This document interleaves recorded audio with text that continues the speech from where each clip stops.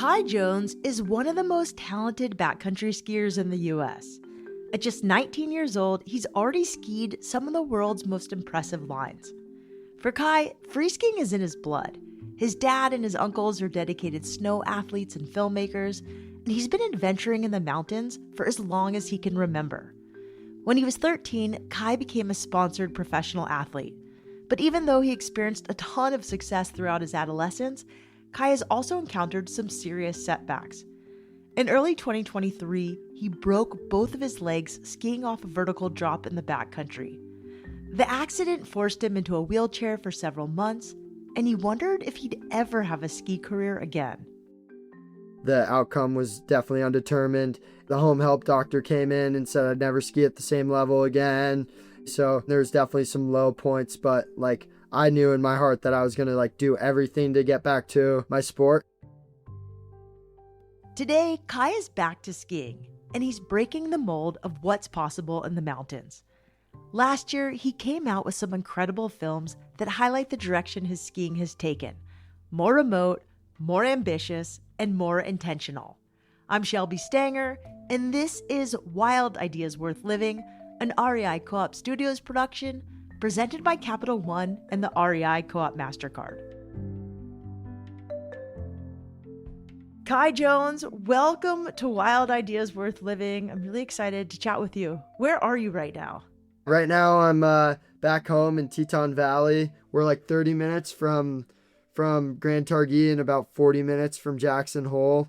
And Jackson Hole is known as one of the best locations for big mountain skiing. What makes the skiing there so great? The terrain starts very flat, and then as you get higher and higher up the mountain, it gets steep and it gets rockier, and you basically work your way up when you're a kid to the tram to get to the top of the mountain to ski the most technical terrain. And then outside of the resort boundaries, there is tons of incredible terrain in the backcountry there, and that definitely helped make me the skier I am today. And it's been incredible to grow up and be around all that terrain. What do you love about skiing? I mean, you do it probably over half the year, right? Yeah, pretty much, because we have a long winter here in Jackson, and I end up doing a couple trips in the summer, so we get a lot of time on snow for sure. But yeah, it's hard to say. There's so many things I love about it. First and foremost, it's just that free spirited, out in the mountains, it's the most connected and grounded I feel. And then I also love the lessons it teaches you about hardship, getting up when you fall down and trying again. It's it's the whole process. It's everything. It's those nerves and jitters at the top before you're about to drop in, to the relief and excitement when you accomplish it. I think those are things that have been instilled in me that skiing's taught me, and I think that's what I love about it, and that's what keeps me coming back. The whole process is just so inspiring and so much fun. That's incredible. So when I saw you this summer, we were at the Telluride Mountain Film Festival, and there was a line wrapped around the theater to see you, to shake your hand, to say hi. It was absolutely wild. You had the most fans out of anybody at that whole film festival. It was incredible. That actually was a crazy experience. I was one of the coolest interactions I've ever had with any of my fans. Telluride Mountain Film is one of the more prestigious film festivals out there, and we were super thankful to get our film in there, falling into place. Yeah, so we ended up showing the film at the high school. All the kids showed up for it, and I think everyone was just so stoked on the film, the message, what it meant. And I remember we did this little Q&A, and people were getting pretty fired up. And then the principal went up on stage and was hey, if you want to meet Kai or get something signed, come to the front door. And I was oh, this could be crazy. So we roll around the backstage, and then the security people at the school were this is mayhem. I don't know how we're even gonna get you to the table. So then they brought in their backup, and 2 cops escorted me to the front door, and then I sat there for probably an hour to 2 hours signing everything from phone cases to skateboards to foreheads and arms. It was just like the most ridiculous thing I'd ever like witnessed and been a part of. And I was like, wow, this is amazing. Kai was thrilled to see so many people connect with his work. A lot of these kids idolize him. He's only 19, but Kai's already had the kind of skiing career that people dream about. For Kai, that dream began at an incredibly young age. Do you remember when you were going to make skiing more than a hobby? Oh, I honestly have no idea. I might have been around like 7. That's younger than my nephews. That's a really young age to sort of be so inspired that you're like, yeah, I'm going to be this when I grow up. Yeah, I definitely is really young, but I think one of the like biggest things my parents instilled in me was to like just be a dreamer and shoot for the stars. And like, yeah, looking back at it now, like being 7 and being like, I'm going to be a pro skier is kind of crazy. But at the time, it just like made sense. And like skiing was my everything and have opportunity to get at it pretty young. But I think all that is relative. The biggest thing is just like having that passion. And I knew I had that passion at a young age. And that's what drove it more than anything, more than any of the like wants or getting in these films or anything. Like I'd be doing the same stuff I'm doing today without cameras and without like social media or any like fame or money per se. Like I love skiing. I'm a skier at heart, and that's never changed since the first day I ever got on snow. Your family was also very involved in winter sports. Yeah, my dad and my uncle Steve started Teton Gravity Research, which is a production company that aims to showcase the best really action sports riders in the world, going to the farthest edges of the world, doing crazy things.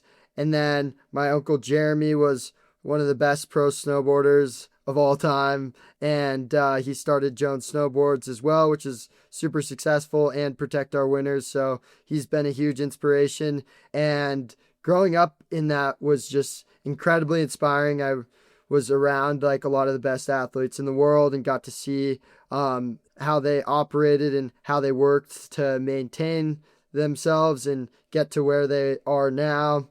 So it really inspired me and showed me that there could be something more with skiing.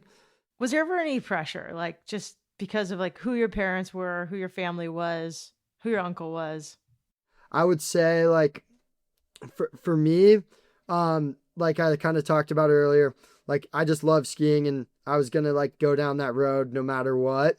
And my parents never like forced skiing on me. They never told me I had to go skiing. Like they just shared their passion with me, and I fell in love with it real quick.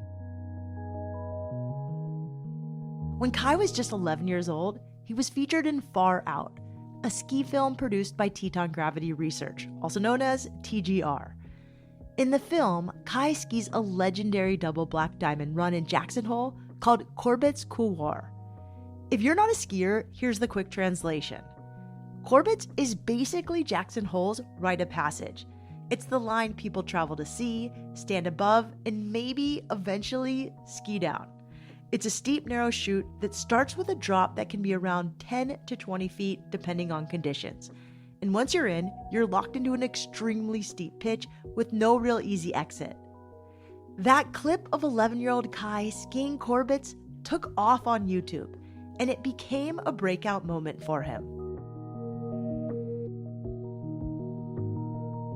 I want to talk about that movie. You were 11 years old. Was that the first big, riskiest line you'd skied at that point?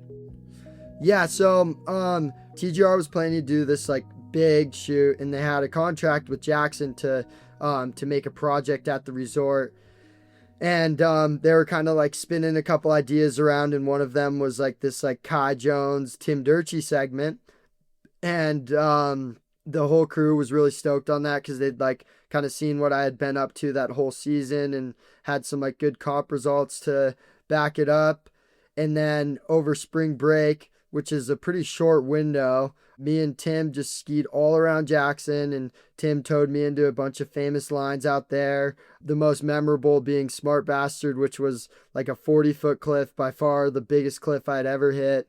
And we had just had like a cool concept and a good vibe, and it ended up doing super well when we released it digitally. And that was like the start of my entire career. And I think like, yeah, if anything would have like happened differently with that segment, who knows like where I'd be at today. That kind of like really like set things off, and it going so big really helped me like stay in the mix and be able to like get sponsors and film another year and then film the next year. You just said you got towed into a 40-foot cliff. What does that mean?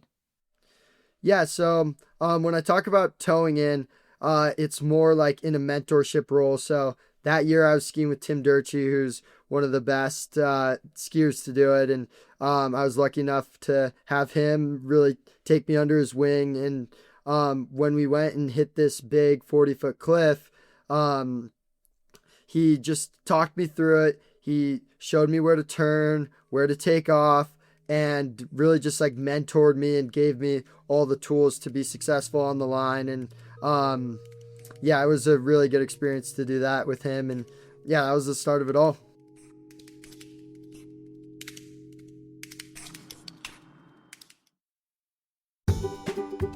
Many of you know that one of the highlights of last summer was taking this show in front of a live audience for the first time ever at Outside Days.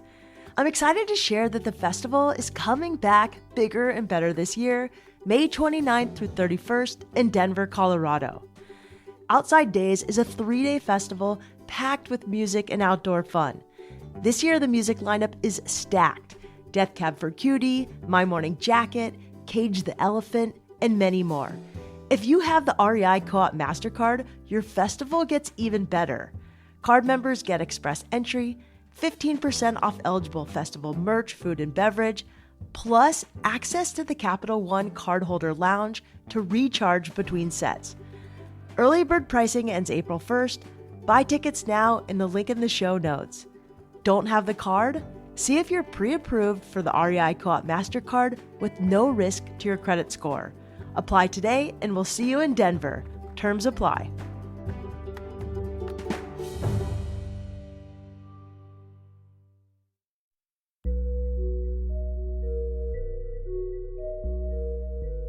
A couple of years after Kai Jones exploded onto the ski scene, he signed with Red Bull.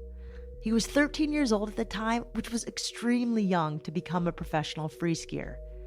But it was clear that Kai had the grit and dedication necessary for the sport. These qualities came in handy a few years later when Kai suffered a serious injury in the backcountry.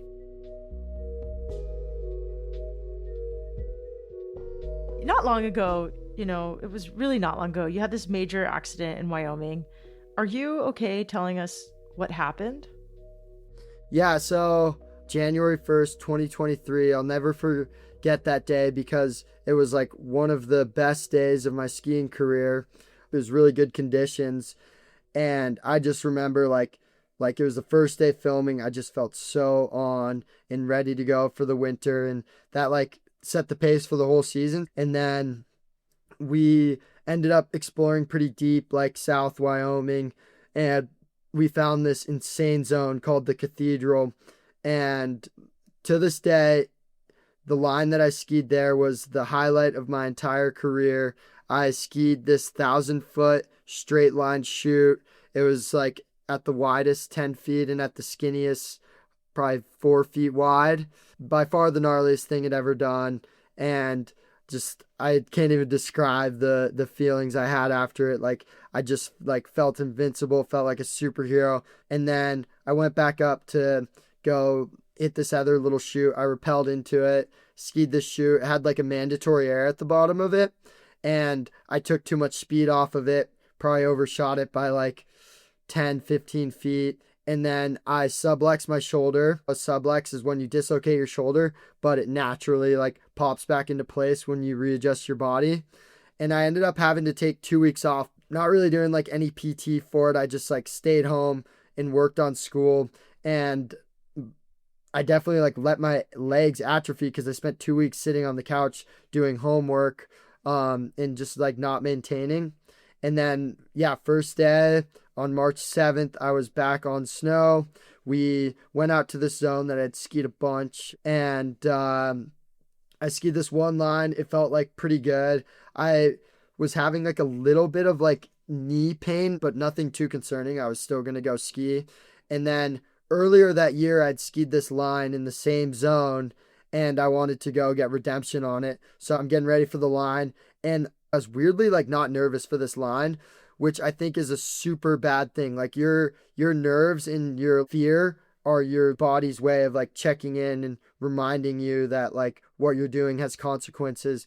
And there's actually like some cool studies about like how having fear and responding to fear increases your odds of success in sport because your body understands the risk. And again, yeah, I was weirdly like not scared of this line, and really like didn't think twice about it. Called my 10 count, 10 seconds, 3, 2, 1, dropping. I hit the cliff, and then instantly on the landing, both my legs just completely break. And I ended up tumbling another 300 feet, tearing my medial and my lateral meniscus. And I was like so done. Like that, like I like could not move. We called search and rescue because there was no getting me out without a helicopter because we were deep in the backcountry. So search and rescue came and airlifted me to the parking lot where an ambulance met me. Got ripped to the Jackson Hole Hospital. Got a surgery that night. They put 4 screws in each of my legs on my tibia tubercle. And after that, like I'm waking up from the surgery and I'm just like, wow, like my life just changed like that. Like I never like could have seen that coming, or like I didn't even know I could get hurt like that. And in the hospital, they were like, all right, you'll probably be here for like 5 days and we'll get you home. 5 days go by and my condition only worsens. And we realized that I hadn't got a blood draw since my surgery, which is pretty concerning. So we do the blood draw, and then the cavalry showed up. They were like, you're nearly critical anemic. Critical anemic is when you're dying, your body starts shutting down. And I was like right on that brink. So they like loaded me up into like all these machines and did all these scans and stuck tubes down my throat to see if like I had like any stomach thing. And then they kind of like checked some boxes and made sure everything was looking good. And luckily there was no internal bleeding, but I still was really low on my blood count. So I had to do a blood transfusion. And after that, that like really like helped me get back up and like kind of like get back to life. And after another 5 days after the blood transfusion, 10 days into my stay at the hospital, I was able to get out. And that was just like the craziest whirlwind. And like it literally was like out of a like movie. Like all the stuff that was happening was just like so ridiculous, and it was just so heartbreaking. And got back home, got the call that my meniscuses were torn. So then later that month had to get meniscus surgery. And then I spent 3 months in a wheelchair, was able to like get back up on my feet and start walking, but I was like barely able to move, barely able to be myself.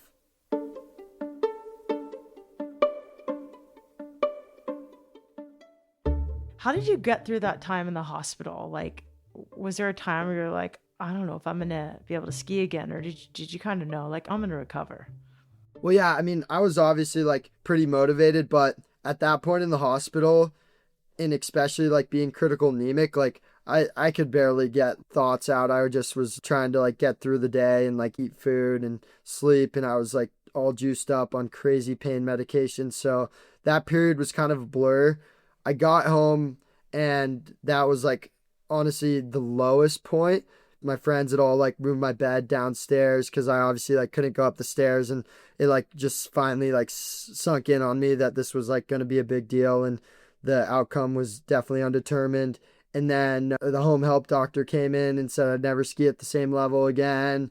And there was like all these things coming at me. So there's definitely some low points, but I knew in my heart that I was going to like do everything to get back to my sport. And I feel so thankful to have done so. And I think in hindsight, like the whole experience was so good for me to like show me how to like recover and pace my body because I want to be skiing for a long time and I obviously love ascending cliffs, but I now like know and have the experience that I need to like pace myself and make sure that I'm making smart decisions out there. And it's good that that happened at that age. And now I can like start preserving myself and keeping it going for as long as I can. What are some of the tools you use to get you through your recovery? And I'm curious about the mental tools you used and the physical tools. It took months of recovery. I moved to LA and worked with the Red Bull trainers. And then on the mental side of things, I was working with a sports psychologist and she was incredible. She worked for Red Bull and I think that was the most like valuable resource for like the mental component of my recovery because it allowed me to avoid PTSD because I was like working through my problems on a week to week basis. I wasn't like letting things boil up and like stay inside of me. I was just like getting it out, working through those problems in real time. And like I think without that I would have had a much harder time returning to sport. Is there anything you could share with us that maybe would help like an everyday athlete that you used that she taught you? Um yeah, let me think.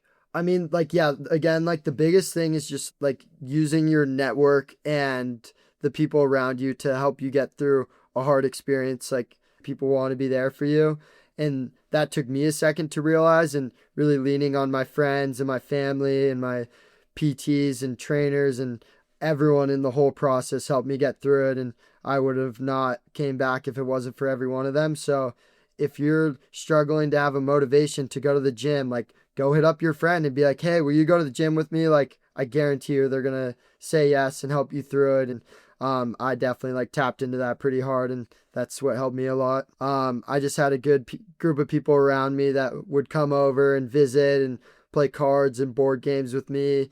If it wasn't for those guys, it would have been a much harder experience. So really thankful for everyone that came and visited me at my house and brought me like Legos or played chess with me or anything along the way. You're such a happy, positive guy. It's really cool. What was that like the first time you put skis back on after your accident? Um, yeah, it's a funny thing because like I think a lot of people would think that like that was the moment, that was the relief, but that was like another one of those like lower points in my recovery because I got back on snow and I didn't feel as good as I wanted to. So it was like kind of like this big reality shock like, oh, I've got a lot more gym work to do. And that just put it into perspective and made the situation a lot harder to grasp. But again, like all the things that happened to me over the past like 2 years to get me to where I was last year and going into this year, they happened for a reason and they have made me who I am today. So I don't like take any of that for granted. And it just was a reality of my situation. And obviously, I would have loved for my day one on snow to be like, oh, we're back. It's sick. But that wasn't the case. And it took a lot longer than that, but made the end outcome of my winter last year that much more rewarding. In 2024, about a year after his injury, Kai took a trip to Alaska where he skied some of the most exhilarating lines of his life. The steep, exposed terrain demanded full commitment from the first turn. Even though Kai wasn't back to 100%, he was just happy to be skiing big mountains again. He even threw a backflip mid-line like it was second nature. Luckily, the moment was captured on camera for a new film with Red Bull titled Origin. So a year later, you skied one of the best lines you've skied in Alaska. Tell me about that line, what it was like, what it felt like. Yeah, so that year, even though I was like having a tough year, we went up to Girdwood, Alaska, and we actually scored incredible conditions. And because the terrain was like steep and the powder was super good, my knees felt like pretty good in that terrain because all the cliffs I were hitting had low impact landings and the snow was just so stellar. And up in Alaska, you're kind of like controlling free fall, so there wasn't a lot of pressure on my knees like I was experiencing back home at the resorts. And a year to the day after I found this like really sick line, and it was this like pyramid looking peak, and it had 2 cliff bands below it. And I remember like having like a little bit of anxiety that it was like it had been a year, and I was like, all right, like let's let's not like mess up again. And it was a taste because yeah, I still obviously had to hit like recovery and stuff after that, but like that was the first moment where I like tasted where I want to be going with my skiing, and also just being back and being myself again. These lines are huge, and it's not like you can practice them before you actually go ski them. So do you have a sense before you drop in that you'll be able to actually ski them? Yeah, I mean, I'd say there's like a bit of a mix, but I'd say my like internal compass is I'll get to a zone and you don't know what the zone is until you're there. So when we get to an area, I'll see a line that inspires me.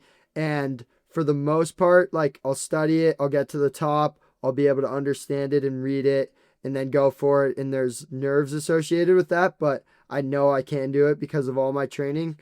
But there are times where I will get to the top of a line and I won't feel comfortable. And instead of being nervous, I'll be scared.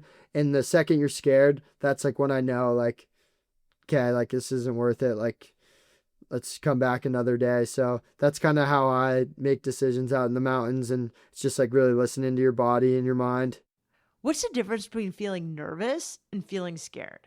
Being nervous is just those natural like butterflies where you're like breathing, you're like, oh, this is gonna be crazy. And then being scared is like one of those like thoughts of like the consequences and things going wrong could occur, and that's when I usually will like pull back from a line.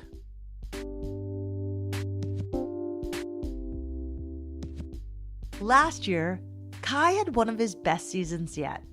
He became the youngest person to ski the Otter Body route in the Grand Tetons. He was awarded a wild card for the FIS Free Ride World Championships, and he filmed multiple ski movies. To check out videos of his backcountry adventures and to see what he's up to next, check out Kai on Instagram at Kai Jones Ski. That's KaiJonesSki.